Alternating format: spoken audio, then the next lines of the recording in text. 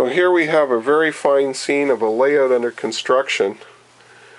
So Ralph, can you tell me just a little bit about the process you went through in this railroad room in terms of sizing it out and layout and how you put it together? Well, I have a large roll of brown craft paper, yes, wrapping paper, and what I did, my son and I, we put brown paper around all the walls wherever I was going to put benchwork. Right. And we drew out the benchwork 1-to-1 scale, like full scale, yes, on the paper. And then I transferred it to the benchwork once I had it in place. So the room was cleaned out completely and this paper was on the floor, and you sort of decided where the railroad was going to be and where the walking spaces were going to be and that sort of thing? Yep. Now this room started out when my younger son, he went into the, he's an audio engineer. Yep. We had a sound studio built down here for him. I can see the roof is, and the sound here has got a unique quality to it. It's all the little foam pieces. There's sound deadening in the walls. There's a double ceiling with the sound deadening in the ceiling, plus that foam on the ceiling as well. Yeah. Which I'm going to start stripping down. I'm going to add more fascia in here. LED lighting. But in the meantime, before I get to the lighting, I have to finish what I've started here. Yeah. I do have a complete loop at the moment, but it doesn't work properly because I made some alterations, so I have a little short that I have to deal with. Just on a reverse loop type of short?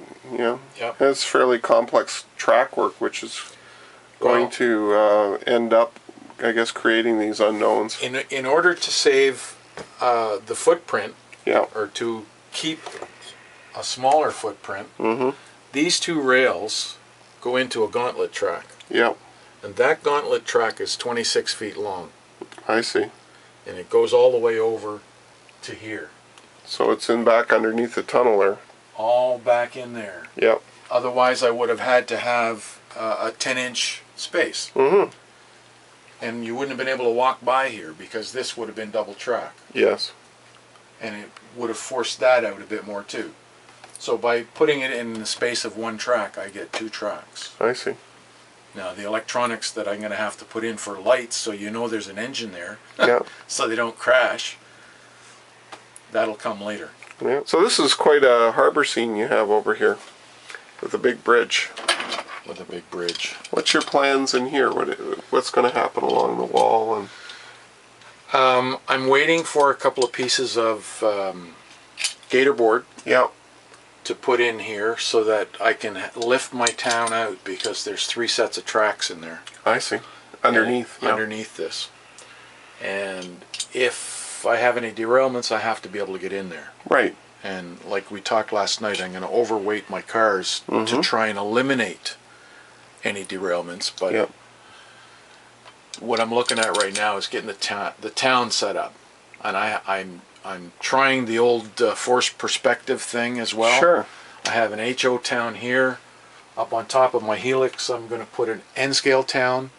I see. And I have a small loop of N-scale track that I'm going to run a Peter Witt streetcar on. I can see that there's a bridge with some N-scale vehicles on that. That's actually an HO bridge. Oh, okay. It's a Tyco bridge that I turned into a highway. Right. And that was just to fill that space in the helix so you don't see underneath. Looks like there's been an accident on the bridge. Yeah, I noticed that. Yeah. Must have been an elbow at one point, but I can see the N-scale track up in the back there. Yeah. That's kind of cool. And then you've got lots of tunnels, and this is like a helix, I guess, from point A to point B? This is the helix here. Yeah. And it comes down to this level. And it starts off from that, it comes from that bridge. So yes. I start climbing, or in this case going down. Yes. At a 2% grade. And it finally reaches the deck over by that wooden trestle underneath it. Right. Like where that building is. Yep. So that's deck level. So if you follow it back around again, it starts to climb here, goes back up again across the trestle into here. So it's a sort of a dog bone loop Yep. with a helix to give you the two different levels. Well, that's terrific. What is the space size in here roughly that you're working in? The room is 20 by 10. 20 by 10. Yeah, so you're getting a lot of railroading by having it loop back on itself. Yeah. That was the idea. Yeah. I was thinking of double main line. Yeah. I'm not sure I would have been able to fit it in properly. Mm-hmm. I would have done, I guess, but for what I wanted to do, the single main line works out better. You got some terrific rock work here. It looks very realistic. Can you talk a little bit about a couple of the techniques you were using? This part right here, yeah. I was experimenting with this. This is the pink foam. Right. And I just take a screwdriver to it, or a pick, and start pulling off pieces. Yeah, picking at it and breaking bits away. Yeah, and that's the way it came out. Well, that's very realistic. Where'd you pick up that idea from? Off the internet. Really? Yeah. Isn't that a marvelous thing? Then over to the right here, there looks like a different type of rock that you've been working at. This here is sofa cushions. Right. Foam. Bits of foam, yeah. But it's not spongy anymore, because when I put it in, I dipped it in the plaster of Paris. Right. Squeezed it, got it permeated with the plaster of Paris, put it in place, mm-hmm. and let it dry for a few days, and then came back and brushed on a little bit more, just to get rid of that foam look. And it sort of has that smoother look that you would find where the water's kind of washed up on the shore, right? Right. That's the idea of broken rock. And above that, it looks like a third type that you've worked with. It is. This one here I got from Sterling Models. Oh, yes. And he does some really fine work that I just fell in love with this rock when I saw the mold. And the bridge abutments are made by the same company. And when that comes, when you make the mold of that, it's a piece this big. How big? Okay, it's just a small piece. So you have to cut it and fit it together. Oh, okay. So they provide you with the mold and you use your own plaster and you can make as many copies as you want. Yeah. That's Sterling Models. Sterling Models. It's really fine when you look at that work there. And I used it along the harbor wall as well. Yeah. Huh. And the nice part of plaster of Paris, as opposed to hydrocal or dental hydrocal or whatever, plaster of Paris is a little bit softer. Yes. It's easier to work with. So all of those wooden ribs that are in there, I took the width of a file, a bastard file. Yes. And just made a groove in the plaster, and the wood fit right into it. Isn't that clever? It looks very realistic. I like the coloring of the stones and the irregularity. That's a nice product. Yeah. Now the coloring I did with house paint. Yeah. Product from Home Depot. What the heck's it called? It's a bear paint. Yes. And it's called Thorny Branch. Thorny Branch. And what I do is I take a tub with about 2 inches of water in it. Mm-hmm. And I take maybe 3-4 brushfuls. Yes. And I make a wash. Yeah, and then you just absorb it in. Put it right on the plaster, and that's the color it goes. There seems to be a lot of variation, though. Once you put the color on, you can wash it off with clear water. Yeah. And you get your highlights on the top. Okay. Yeah, it looks very, very nice. And then, of course, everybody's heard of Murphy's Law. Yes. Well, I have a couple of turnouts in places that have gone wrong for me. The turnout decided it wanted to give up. Now, I make my turnouts with fast tracks. Mm-hmm. But I have a Murphy panel right here, because I have a turnout in there. No, you wouldn't even have known it was there. So I want to be able to get at it. Mm-hmm. And this is one thing that's helping me resolve my short issue, because I can get at the end of those tracks here. Yes. Oh, that's great. And it's just styrofoam, wood lattice work, And on top of the, or not wood lattice, cardboard lattice. Yep. On top of that, I put a layer of masking tape. Yep. And then plaster cloth. Yep. And then my rockwork. It's nice and lightweight too. Very neat. Huh. Fantastic. I see here's a couple examples of some of the locomotives that you've been working on. Or have worked on. Have worked on. Yeah. A scrape on the tank there. Like somebody ran into it. Yeah, yeah. I think if you actually saw 9959 in the real model or the real prototype, there's a dent in the tank. There's a dent in the tank right above there on that side, eh? Yep. Very nice. And then over here you have an ST40-2. And the black has been lightened up a bit. So what technique do you use to lighten your black colors? I mix a nice, very light wash of Tamiya white. Yes. And alcohol. Yeah, and then you just airbrush it on. Airbrush it on. And it fades out everything. Liquid, when you look at it, it's like the liquid you would have after you cleaned your brushes. Ah, okay. So you may have to put 2 or 3 coats on to see a difference. Yes. But it's better to go light than to do it all at once, and then you got too much on.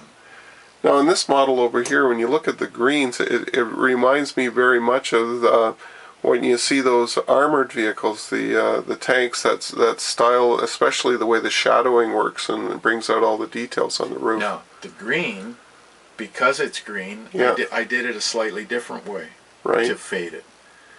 If you look at a color chart where you have your primary colors, yeah, opposite of red is green. Yes. And if you add green to red paint, you will tone it down. Yes. You warm it, I guess, to some degree. Yeah. I'm not sure what you call it, but that's mixed with the white, and that's how I came up with it. So there's green mixed into it, or pardon me, red mixed into it on the green. Well, it really looks great. And the shadows? The shadows, in this case, were done with the AKs as well. Yes. For the lines, and down in this area is the aim powders, and there were some more powders applied in here and along the top. Well, it makes all the doors and louvers just pop right out, eh? Yeah. That's really nice. You're telling me a little story about when you were putting the handrails back on the locomotive. I think that would be a great one to share. That was absolutely wild. I was pulling my hair out because I did this engine for you. Yeah. Right? And here I was working in my room upstairs on the second floor. Hardwood floor. So if anything drops, I can hear it. Generally, the area that it fell into. Yeah. I had the front stair handrail in a pair of tweezers, and I was just holding it in place while I could get into the railing holes. And I guess I squeezed too hard. Yeah. This material doesn't like being held in tweezers, and off it went. I never heard it hit the floor. I looked for about 2.5 hours. I could not find it anywhere. I didn't know what I was going to do. I was on the internet trying to find out if Kato still had the railing sets. They weren't making them anymore because I have another engine that I needed railing sets for. I didn't know what I was going to do. I guess I was going to bend some wire or something to get it to fit. About a half an hour, 2.5 hours later, I'm down in the living room taking a break from doing the modeling, and the cat walked by. And there's the railing on the back of the cat.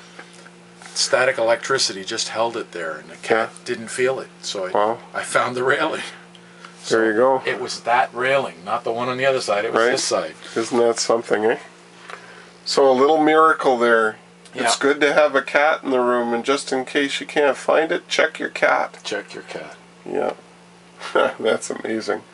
So there's some of that stonework without the stain applied. Yep. It really is quite phenomenal. You can use it in bridge abutments and all kinds of things.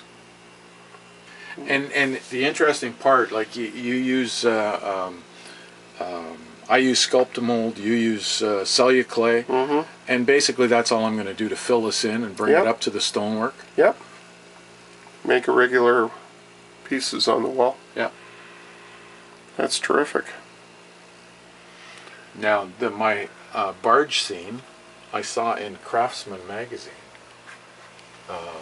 The lakes in BC. Yes.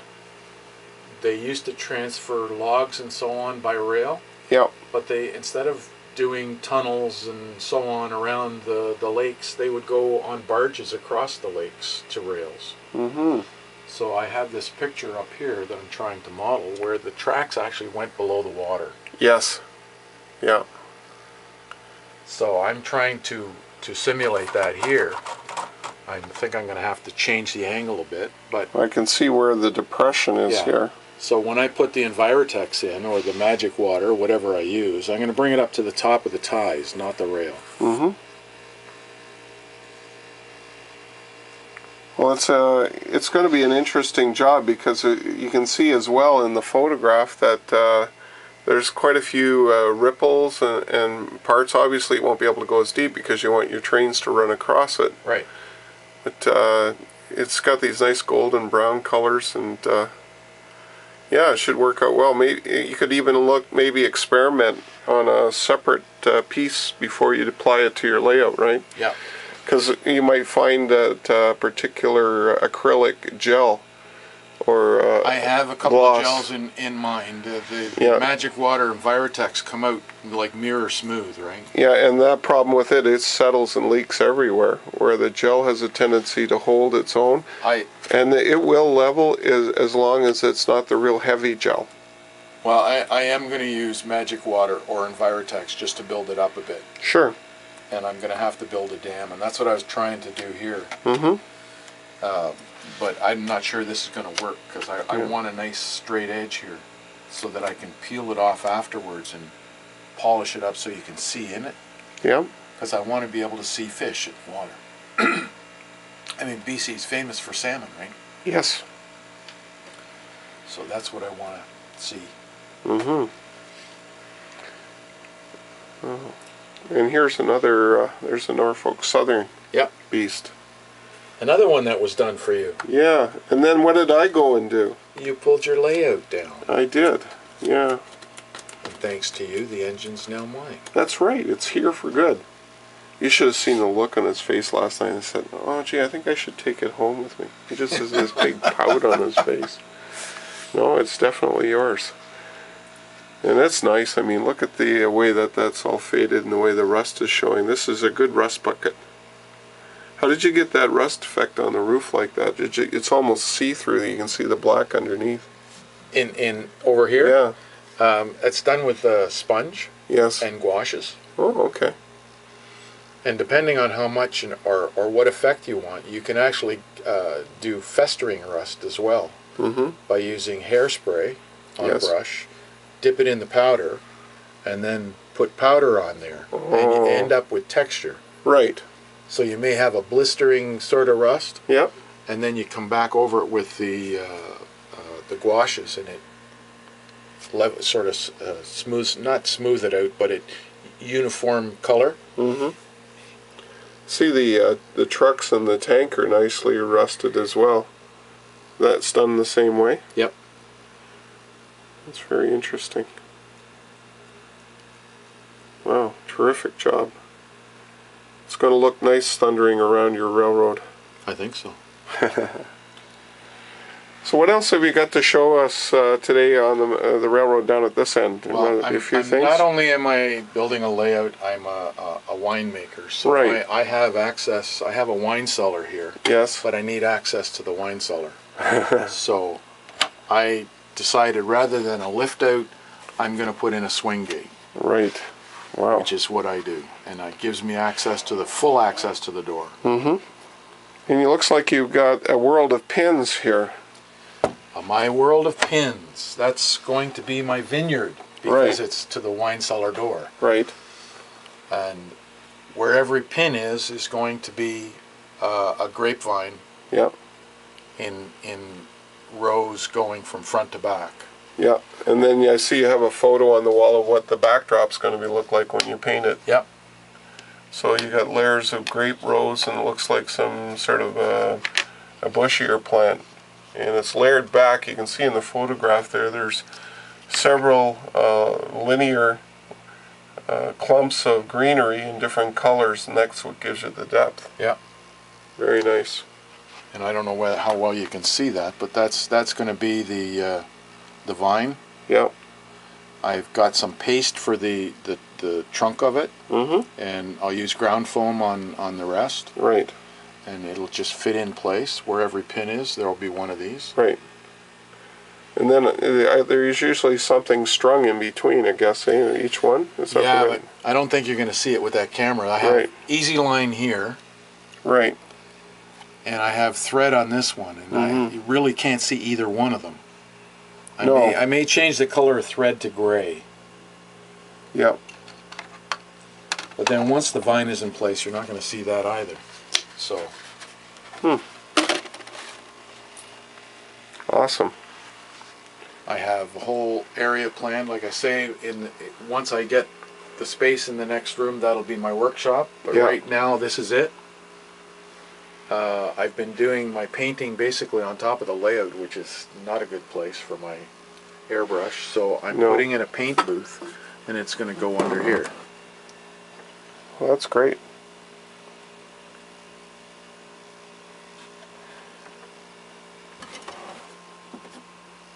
And you got a mine up in the corner. And a really nice, looks like there's another little mine down here underneath. And that's pretty neat. It's just looks like an old abandoned mine of sorts. The door's all closed up there. Exactly. That's pretty neat. And I guess this is the makings of the giant waterfall. Giant waterfall. I saw that in the magazine as well. So there's a picture on the wall of what gave me the idea. Sure. That was in one of those send in your photographs to Model Railroad, and they post them. What do they call that section? Where they post readers' photographs. That's what I want. Nice tall waterfall with big trees and scale buildings on the top to try and force perspective. Yes. And of course my wife's Danish, so those buildings are from Denmark. Why not? Yeah. And this here is a cheap model kit as well. It's the Pickle Factory by Tyco. Okay. And the roof I did with my weathering techniques. I made a template to do three pieces of corrugated steel at a time. All spaced out, and each one of them is like you do 3 at a time because I had 3 rows. I remember doing that once at a Craftsman Structure show. I took a Tyco garage, you know, those real classic ones, and used all the weathering techniques that I'd learned from Dave Ravella and Brian Nolan. And I just entered it along with these really fine scale kits. And people were going by and they were looking at it and saying, look, at somebody's taken the old Tyco kit and they made a Craftsman Structure out of it. So yeah, it's amazing what a bit of paint and weathering can do. It's something that we all can do, that's for sure. There's something else I did. This is for my harbor. It's an Osborne kit. Osborne models.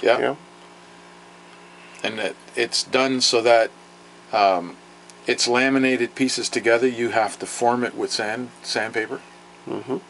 But it turned out pretty good. The decals are from 2 different aircraft. Okay. The rondelle, the flag, are from a 1/72nd scale. Sorry. Yeah, 1/72nd scale Voodoo. The lightning strike is from a P3 Orion. 1/160th scale. Okay. And it works, of course. It works. Yeah. It's a nice looking model. So that's going to be in my harbor, along with the tugboat that I'm building. Mm-hmm. And I'm going to scratch that as well. There's the plan. Yeah. Well, this has been quite a tour today. It's been great to come by and visit and see all the things that you're doing. I think when you look at this railroad, it represents where many people are at in the development of their ideas. And it's exciting to see that you've got so much on the go and that there's progress being made. It's a slow, long-term process, but you can see it coming in so many different areas. And I'm looking forward to seeing it someday in the future when it gets near completion. So am I. And hopefully you will be able to find the time between 9 and 2 o'clock in the morning to make progress on your layout. Thanks very much for having me by today. You're welcome. Thank you.